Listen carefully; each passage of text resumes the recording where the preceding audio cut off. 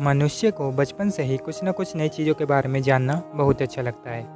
आज हमारे सामने इतने सारे आविष्कार हो चुके हैं कि हम अपना जीवन आराम से व्यतीत कर सकते हैं। लेकिन किसी भी कार्य को करने के लिए सबसे ज़रूरी होती है भाषा।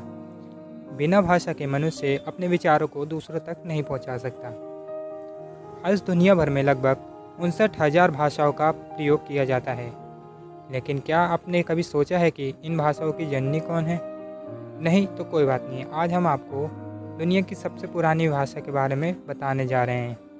दुनिया की सबसे पुरानी भाषा संस्कृत भाषा। तो चलिए वीडियो को शुरू करते हैं। संस्कृत भारत की एक शास्त्रीय भाषा है, जिसे देववाणी भी कहा जाता है। इस भाषा के वर्ण ऋषि मुनियों के गहरे अध्ययन से दुनिया को प्राप्त हुए।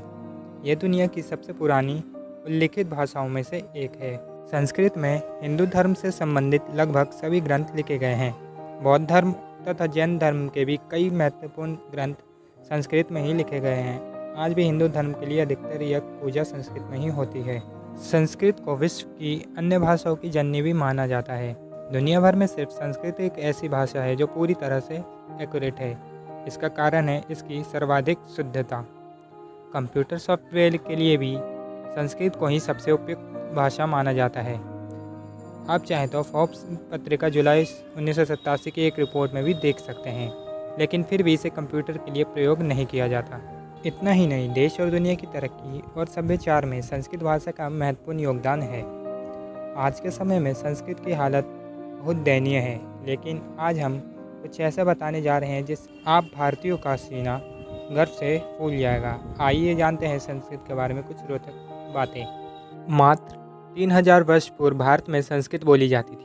तभी तो ईसा से 50 वर्ष पूर्व पाणिनि ने दुनिया का पहला व्याकरण ग्रंथ लिखा था, जो संस्कृत का था। इसका नाम अष्टाध्यायी था। संस्कृत विश्व की सबसे पुरानी पुस्तक ऋग्वेद की भाषा है, इसलिए इसे विश्व की प्रथम भाषा मानने में कहीं किसी संशय की संभावना नहीं है। संस्कृत ही एकमात्र साधन है जो क्रमशः उंगलियों एवं जीवों को लचीला बनाते हैं। संस्कृत अध्ययन करने वाले छात्रों को गणित, विज्ञान एवं अन्य भाषाओं को ग्रहण करने में सहायता मिलती है। संस्कृत उत्तराखंड की आधिकारिक राज्य ऑफिशियल स्टेट भाषा है। नासा का कहना है कि 6 और 7 जनरेशन सुपर कंप्यूटर संस्कृत भाषा पर आधारित होंगे। जर्मनी के 14 विश्वविद्यालय लोगों की भारी मांग पर संस्कृत की शिक्षा उपलब्ध करवा रहे हैं, लेकिन आपूर्ति से ज़्यादा मांग होने के कारण वहाँ की सरकार संस्कृत सीखने वालों को उचित शिक्षण व्यवस्था नहीं दे पा रही है। हिंदू यूनिवर्सिटी के अनुसार संस्कृत में बात करने वाले मनुष्य बीपी, मधुमेह, कोलेस्ट्रॉल आदि के रोगों से मुक्त रहता है। संस्कृत में बात करने से मानव शरीर का तंत्रिका तंत्र सक्रिय रहता है, जिससे कि व्यक्ति का शरीर सकारात्मक आवेश के साथ सक्रिय हो जाता है। यूनेस्को ने भी मानवता की आपूर्ति सांस्कृतिक विरासत की अपनी सूची में संस्कृत वैदिक जाप को जोड़ने का निर्णय लिया गया है। यूनेस्को ने माना है कि संस्कृत भाषा में वैदिक जाप मानव मन, शरीर और आत्मा पर गहरा प्रभाव पड़ता है।